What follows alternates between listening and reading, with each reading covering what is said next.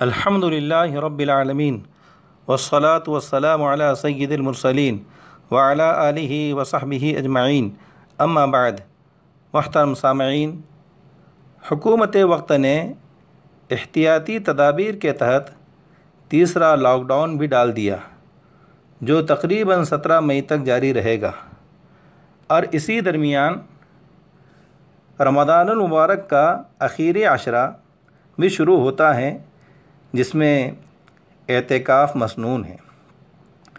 سب سے پہلی بات ہمیں اور آپ کو یہ معلوم ہونی چاہیے کہ رمضان کے آخری 10 دنوں کا اعتکاف سنت مؤکدہ علی الکفایہ ہیں۔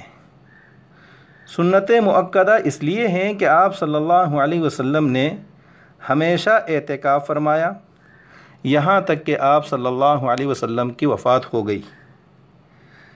لیکن آپ صلی اللہ علیہ وسلم نے اپنی اس مواظبت و ہمیشگی کے باوجود ان حضرات صحابہ کرام پر کوئی نکیر نہیں فرمائی جنہوں نے اعتکاف نہیں کیا۔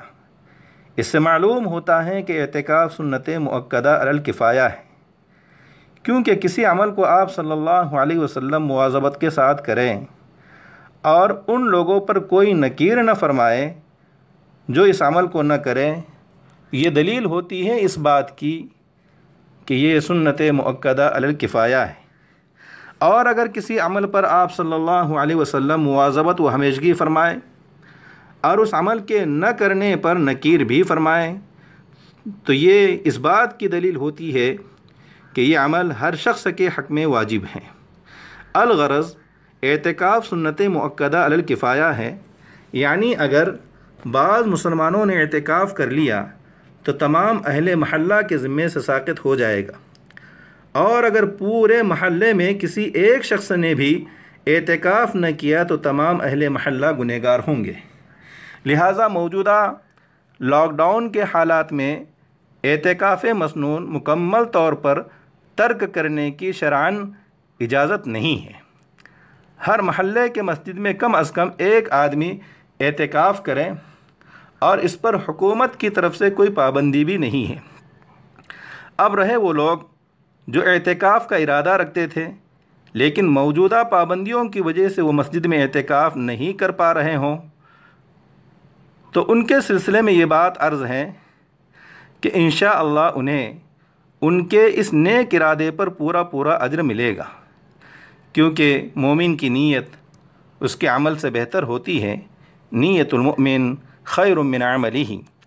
لیکن اس طرح کے لوگ گھروں میں اعتکاف نہیں کر سکتے، کیونکہ اعتکاف کے صحیح ہونے کے لیے ایسی مسجد شرط ہے جہاں امام و مؤذن مقرر ہوں، 5 وقتہ نماز باجماعت ادا کی جاتی ہو۔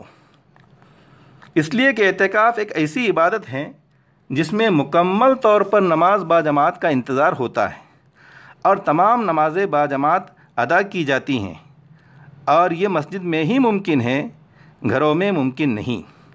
یہی وجہ ہے کہ حضرت علی رضی اللہ تعالی عنہ اور حضرت حذیفہ رضی اللہ تعالی عنہ فرماتے ہیں، لا اعتکاف الا فی مسجد جماعت، کہ اعتکاف اسی مسجد میں صحیح اور درست ہوگا جس میں باجماعت 5 وقتہ نمازیں ہوتی ہوں، اور اسی پر تمام فقہائے کرام کا اتفاق بھی ہے۔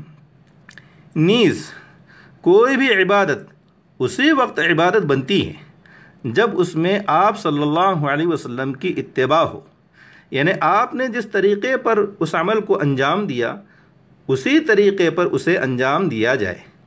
اور اعتکاف سے متعلق آپ صلی اللہ علیہ وسلم کا عمل یہ رہا کہ آپ نے ہمیشہ مسجد میں ہی اعتکاف فرمایا، جیسا کہ ارشاد باری تعالیٰ ہے، وَلَا تُبَاشِرُوهُنَّ وَأَنْتُمْ عَاكِفُونَ فِي الْمَسَاجِدِ،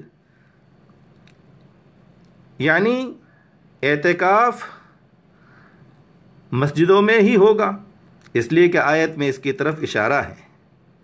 ہاں البتہ عورتیں اپنے گھر کی مسجدوں میں اعتکاف کر سکتی ہیں، اور گھر کی مسجدوں سے مراد وہ متعین و مختص جگہ ہوتی ہیں جو نماز کے لیے طے کی جاتی ہیں، تجویز کی جاتی ہیں، اور عام طور سے گھر میں اسی جگہ نماز پڑھی جاتی ہیں، تو ایسی جگہوں میں عورتیں اعتکاف کر سکتی ہیں، بلا ضرورت ان جگہوں سے باہر نہ نکلیں، جیسا کہ فقہ کی کتابوں میں موجود ہے، اما المرأة فتعتکف مسجد بیتہا الذی اعدتہ لصلاتہا۔ لہٰذا یہ بات یاد رکھیں کہ یہ اعتکاف مسنون صرف اور صرف مسجدوں میں ہی ہوگا، اور یہ بات مردوں کے لیے ہے۔ عورتیں گھروں میں اعتکاف کر سکتی ہیں۔ مرد حضرات کے اعتکاف کے صحیح ہونے کے لیے مسجد کا ہونا شرط ہے۔ رہی جمعہ اور عیدین کی نمازیں، تو جمعہ اور عیدین کے صحیح ہونے کے لیے مسجد شرط نہیں ہے۔ جمعہ اور عیدین شہر، فنائے شہر اور قصبے میں درست ہو سکتی ہیں، جبکہ امام کے علاوہ 3 بالغ مرد موجود ہو۔